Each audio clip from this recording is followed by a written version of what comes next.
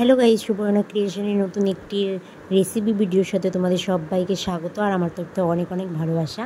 তো আজ বানাবো কেক। তোমাদের সাথে কেক বানানো শেয়ার করবো। তো এখানে আমি কাজু কিশমিশ আর ক্যামেরা ধরার জন্য কেউই নেই, তো আমি ওইভাবেই করছি। কি আর করবো, কাজু কিশমিশ এখানে আমি গ্রেট করে নিচ্ছি, মানে কেটে নিচ্ছি কুচি কুচি করে। আজকে কাজু কিশমিশ দিয়ে করব, আর অন্যভাবে করব সেটাই তোমাদের সাথে শেয়ার করব। তো এখানে আমি নিয়ে নিয়েছি বাটার দিয়ে আজকে আমি তেল দেবো না, মানে রিফাইন্ড সাদা তেলটা সেটা দিয়ে করব না, আজকে আমি বাটার দিয়ে করবো। আর এখানে বাটারটা আমি মানে ম্যাশ করে নিচ্ছি গ্রাইন্ডারের সাহায্যে। তোমাদের যদি কোনো মিক্সচার মানে ইলেকট্রিক গ্রাইন্ডার থাকে ওগুলো দিয়েও করতে পারো। তো আমার এর মধ্যে হচ্ছিল না, তারপরে আমি একটা বাটির মধ্যে করে নিয়েছিলাম। আর আমি চিনি গুঁড়ো করে নিয়েছিলাম, সেই চিনিটা দিয়ে দিয়েছি।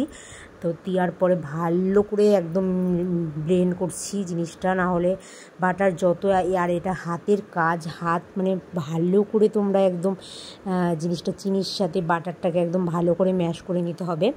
সেইভাবেই আমি করছি। আর বারবার খালি ওই গ্রাইন্ডারের মধ্যে ঢুকে যাচ্ছে, মিক্সচারটার মধ্যে ঢুকে যাচ্ছে। তো কী করা যাবে, তারপরে আমি হয়ে গেছে। তারপরে আমি নিয়ে নিলাম আমার আর একটা গাবলাতে, ওই গাবলাতে করে নিচ্ছি। এখন ওর মধ্যে দিয়ে দিয়েছি 3টা ডিম, মানে ওটা মিক্স করার পরে 3টা ডিম দিয়ে দিয়েছি। দেওয়ার পরে তারপরে আমি দেবো ময়দা। তোমরা কেমন কি কেক বানিয়েছো আমাকে অবশ্যই কমেন্টসে বলো। আমি এইভাবে বানাই। তো আমার মনে হচ্ছিলো বাটারটা একটু কম হয়ে গেছে, তো আর একটু ছিল বাটার, সেটা আমি দিয়ে দিলাম, কারণ কম দিলে একদম ফ্লেভারটা ভালো আসবে না, তার জন্যই।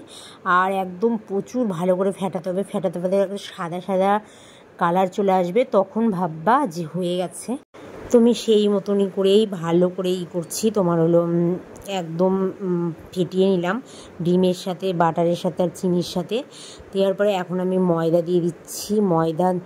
ময়দা দেওয়ার পরে আমি একটু খাবার সোডা আর 1 প্যাকেট দুধ পাউডারের প্যাকেট দিলাম, ওটার সাথে আবার ভালো করে ব্লেন্ড করছি, একদম সুন্দর করে করতে হবে। এখন একটু খাবার সোডা দিয়ে দিলাম আর বেকিং পাউডার দিয়ে দিলাম। আর আমার মনে হচ্ছিলো ময়দাটা একটু কম হয়েছে, কারণ এটা মানে অতটাও নরম আটার ডো থাকবে না, একটু শক্ত হবে। তো তার জন্য আমার মনে হলো যে আর একটু দেওয়া উচিত। তো তার জন্য তোমাদের বুঝে শুঝে তোমরা দিতে পারো।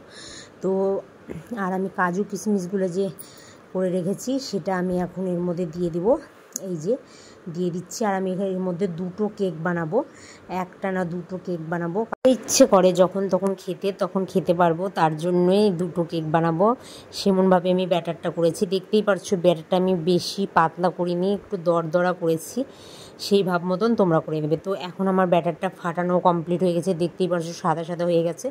এখন আমি 2টো পাত্রে তেল ব্রাশ করে নিচ্ছি হাতের সাহায্যে। আর আমি কোনো কাপড় টাপড় কোনো কিছুই দেবো না, আমি এই তেল দিয়েই করে নেব।